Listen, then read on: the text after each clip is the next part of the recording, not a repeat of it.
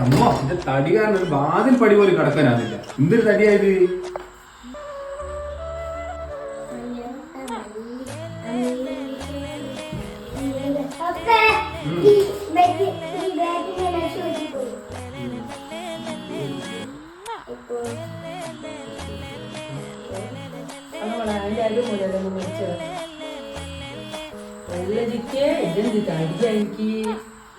അതിന്റെ അമ്മ ഞാനോട് എന്ത് തടിയായിരുന്നു.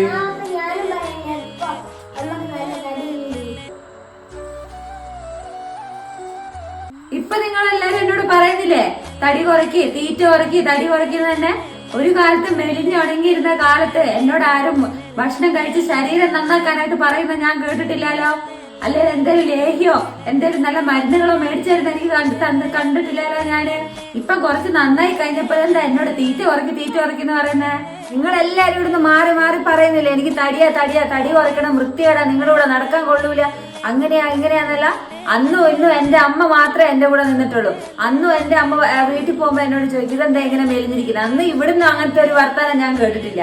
ഇന്നും എന്റെ അമ്മ പറയും ഓ നല്ല ഇപ്പഴാ ജിത്തേനെ കാണാൻ ഇച്ചിരി നന്നായിട്ടുള്ള ക്ഷീണമെല്ലാം മാറി വരുന്നേന്ന്. ഇവിടെ മാത്രം അത് മാത്രമേ ഉള്ളൂ, തടി. എന്റെ തടി കൊണ്ട് എനിക്ക് ഒരു ബുദ്ധിമുട്ടുമില്ല. ഇനി എന്റെ തടി നിങ്ങൾക്ക് കാണാൻ കഴിയില്ലെങ്കിൽ നിങ്ങൾ കണ്ണം കടിച്ചാളാ.